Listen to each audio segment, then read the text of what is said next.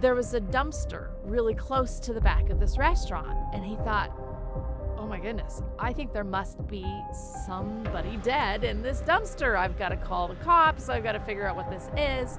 A patient came to see me because he could smell a dead body. And here's the thing, he worked in search and rescue, so he knew that dead body smell. He kept looking for a body, and he could never find one. It turned out he was smelling something that was dead. It just wasn't a person. When he came and talked to me as a new patient, he told me this story. He told me that he had all kinds of other symptoms. His ears were always plugged. He couldn't equalize the pressure after he went on a flight. He had this terrible smell, and he remembers the day that it really hit him. He was walking out of a restaurant and walking kind of around the corner from the restaurant, and all of a sudden this dead smell just hit him. And he looked around and he thought, somebody's died here. Like I said, he worked in search and rescue, so he knew the smell. There was a dumpster really close to the back of this restaurant, and he thought, oh my goodness, I think there must be somebody dead in this dumpster. I've got to call the cops. I've got to figure out what this is. So he walked over to the dumpster, but the smell didn't change at all. He walked away from the dumpster. The smell stayed the same. He asked his wife, do you smell this too? But she didn't. So what he figured out is it was actually something in his mouth, in his sinuses. He wasn't imagining it. It was absolutely there, but it wasn't a dead body. After he figured out this was something in his head, the first place he went was to an ENT. They did a scan. They said, your sinuses are pretty much clear. We don't see anything going on. Everything's nice and open. You don't have a septum issue. You don't have a problem. So he went to another ENT. He had a sinus surgery with that ENT. They said, well, perhaps there's something in here. Let's go in and scope it and clean it out.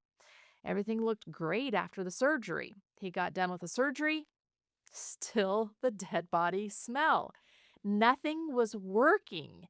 He was so frustrated because the smell wasn't going away. Finally, somebody suggested maybe this was a tooth problem. So he came to visit us.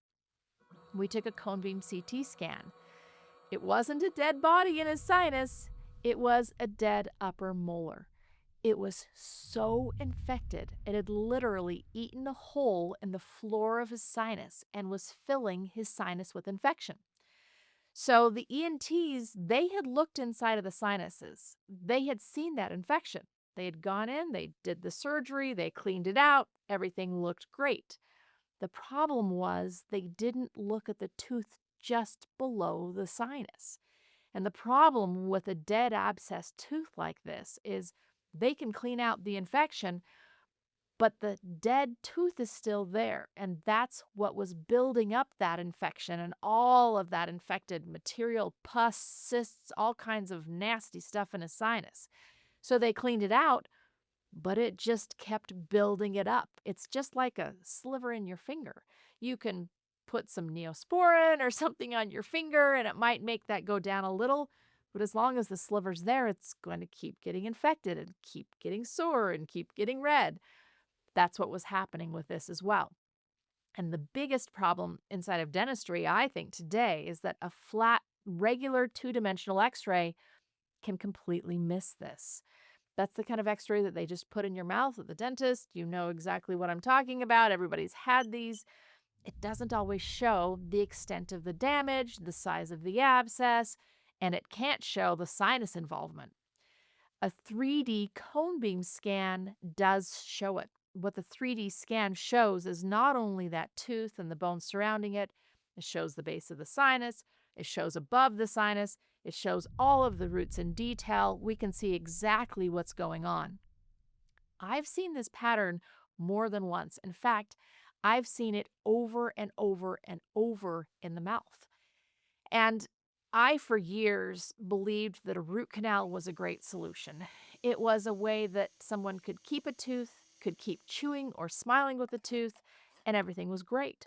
Now, inside of dentistry, we as dentists know that there's actually a lot of things that can cause a root canal to fail. There's a lot of real technical things. We have to clean it just right, we have to fill it just right, and a lot of things can go wrong.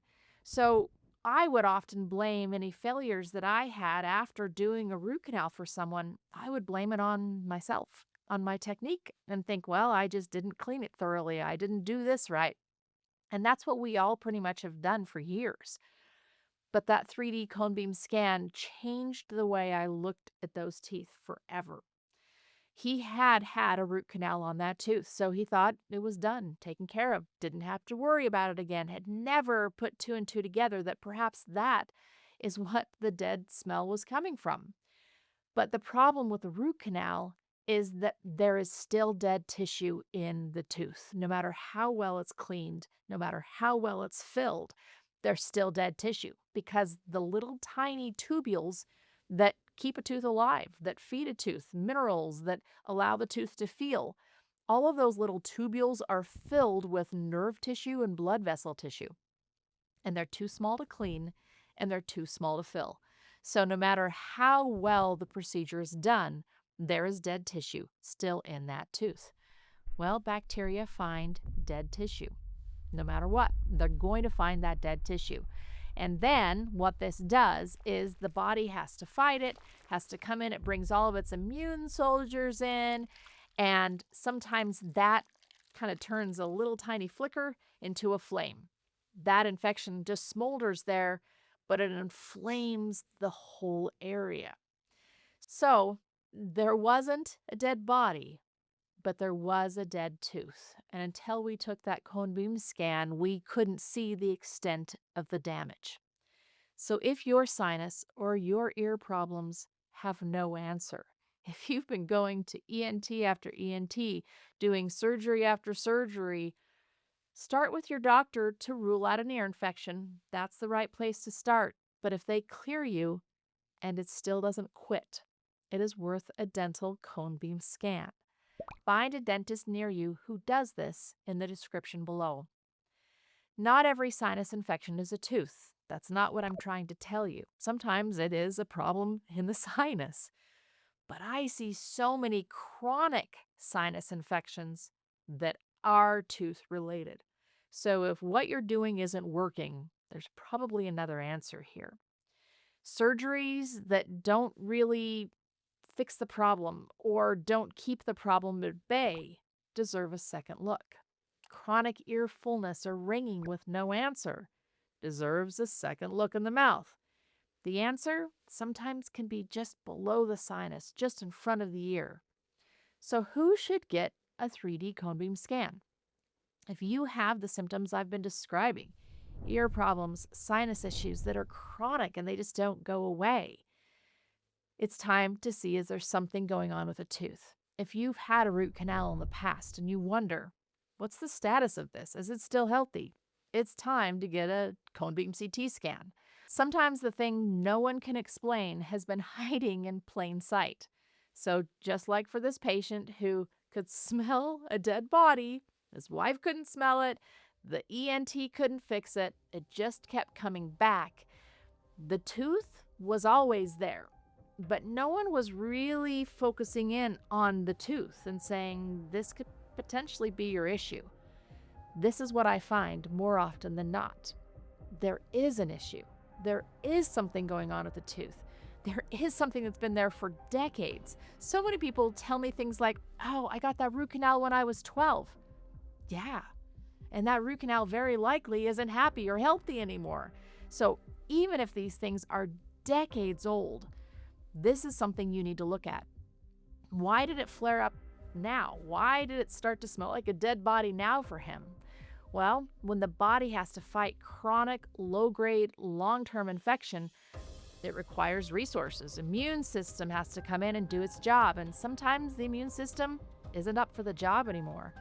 He had other things going on in his life, even just aging and some of the other things that came with it.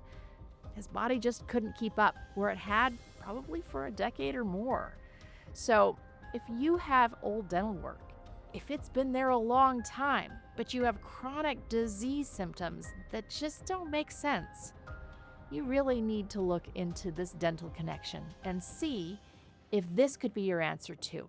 Thanks for watching. I'm Dr. Michelle Jorgensen, and as always, my mission is to give you the knowledge and tools you need to live well.